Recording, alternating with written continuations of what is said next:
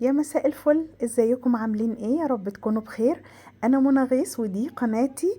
لو اول مرة تشرفوني انزلوا تحت الفيديو اشتركوا في القناة وفعلوا زر الجرس عشان يوصل لكم كل وصفاتي الجديدة.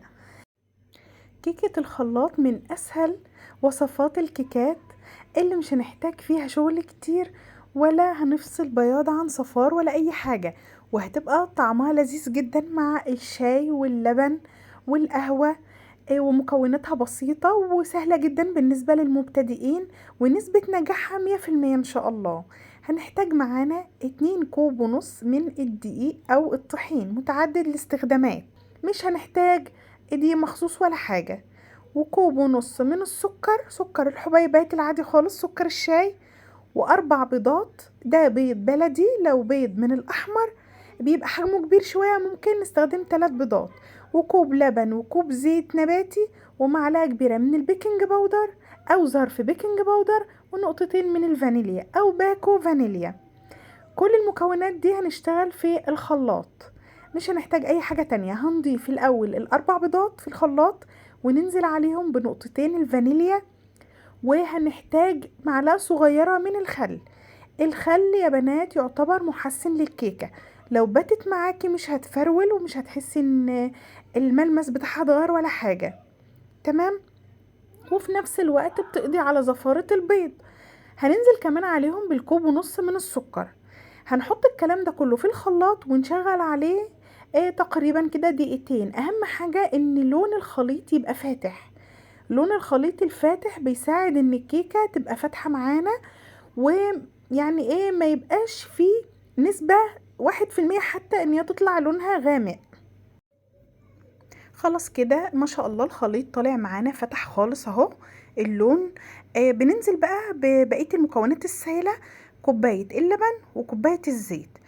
كل ده يا بنات انا شغالة بالكوباية بتاعة الشاي العادية، مرضتش استخدم الكوب المعياري عشان لو حد ما عندوش الكوب المعياري ده. شغلت عليهم في الخلاط دقيقتين كمان.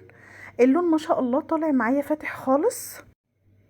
بجيب بولة وبنزل بخليط المواد السائلة كله فيها. تمام. بجهز معايا ال2 كوب ونص من الدقيق وبنخلهم على المواد السائلة. بضيف عليهم وانا بنخلهم معلقة البيكنج باودر الكبيرة ورشة الملح. وانتوا بتنزلوا كده برشة الملح صلوا على النبي، اللهم صل على محمد وعلى آله وصحبه أجمعين. عشان البركة تحل كده بين ايدينا، ربنا يصلح ما بين ايديكم ان شاء الله. بنخلهم كويس مرة واحدة، انا مش بنخل حبة بحبة ولا حاجة، بنخلهم نخلة عادي جدا. وبيكون معايا الويسك بتاعي. اهم حاجة وانتي بتقلبي الدقيق في المكونات السائلة ان انتي تقلبي بالراحة، ويكون التقليب في اتجاه واحد، لان طبعا خليط البيض مع اللبن مع الزيت داخل فيه هوا. انا مش عايزة الهوا ده يروح منه، عايزاه يفضل محتفظ بايه الفوم اللي هو عمله. تمام. بس كده يا بنات انا خلاص الويسك، شوفوا انا بقلب كده على ما الدقيق ينسجم مع المواد السائلة. اهم حاجة وانتي بتقلبي ما تشوفيش كلاكيع الدقيق.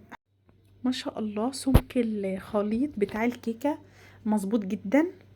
لازم يا بنات بعمل التست ده بالسباتيولا علشان لو في دقيق في قاع البولة ما تجيش وانا بصب بقى في الصينية الاقي دقيق ظهر لي. لازم تعملي التست ده. الكمية بتاعة الخليط ده هنحتاج صينية تقريبا مقاس 25، يعني من 24 لحد 26. تمام. ومش شرط يا بنات الصينية من اللي هي المفتوحة من النص دي، اي صينية عندك، اهم حاجة هي المقاس المظبوط لها مقاس 25. تمام.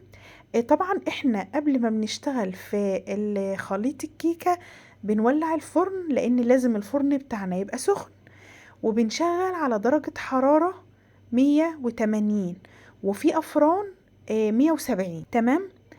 خلاص كده انا الخليط بتاعي جاهز في الصينية. حاولوا وانتوا بتنزلوا تساووا الكيكة في الصينية عشان ما تبقاش ناحية اعلى من ناحية.